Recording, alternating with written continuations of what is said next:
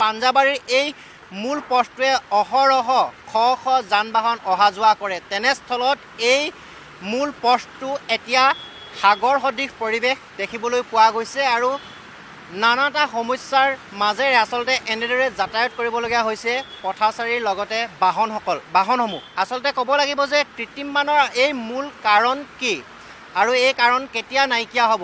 আচলতে এই যিটো সমস্যা কৃত্ৰিম বানৰ, এতিয়া গুৱাহাটী মহানগৰীত প্ৰধান সমস্যা হৈ পৰিছে খোৱা পানীৰ পাছতে এই কৃত্ৰিম বান। কাৰণ এজাক বৰষুণ দিলে গুৱাহাটীত কৃত্ৰিম বানৰ যিটো বিভীষিকা, সকলো পথ উপপথ আচলতে জলমগ্ন হৈ পৰে আৰু কৃত্ৰিম বানেৰে আচলতে এনেদৰে উপচি পৰা দেখিবলৈ পোৱা যায়। মানুহৰ বাসগৃহত ভিতৰত একাঠু পৰ্যন্ত পানী দেখিবলৈও পোৱা যায় আৰু মূল পথ আচলতে পাঞ্জাবাৰীৰ এই মূল পথটো এতিয়া এনেদৰে লেতেৰা পানীৰে উপচি পৰিছে।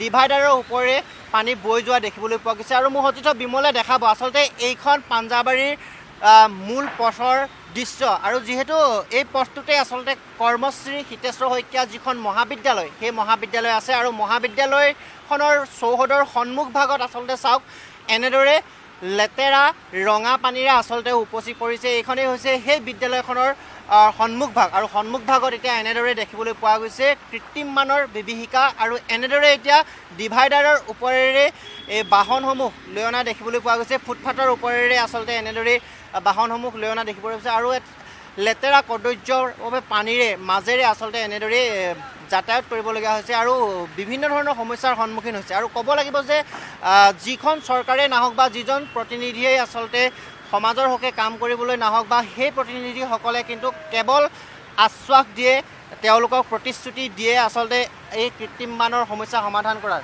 কাক কি ক'ম আৰু এইটো আৰু চৰকাৰে এতিয়া নালাগিলে যদি চাফা নকৰে তেতিয়া আৰু জাম হৈয়ে থাকোঁ, পানী হৈয়ে থাকিব। যিসমূহ নলা নৰ্দমা আছে সেই নলা নৰ্দমাসমূহ পৰিষ্কাৰ নকৰাৰ ফলতেই আচলতে এনেদৰে কৃত্ৰিম বানৰ সৃষ্টি হোৱাৰো একাংশৰ অভিযোগ উঠে আৰু সেই নলাসমূহ নিষ্কাশন কৰিবৰ বাবে যিহেতু বিভাগীয় কৰ্তৃপক্ষই ছুপাৰ চাৰ্কাৰ মেচিন ব্যৱহাৰ কৰা হৈছিল আৰু সেইসমূহ মেচিন যিহেতু বৰ্তমান বিকল হৈ আছে আৰু তেওঁলোকে সুচাৰুৰূপে আচলতে এই নলা নিষ্কাশন কৰিব পৰা নাই, যাৰ পৰিপ্ৰেক্ষিতত এতিয়া দেখিবলৈ পোৱা গৈছে যে মহানগৰীৰ বিভিন্ন প্ৰান্তত এতিয়া এনেদৰে কৃত্ৰিম বানৰ বিভীষিকা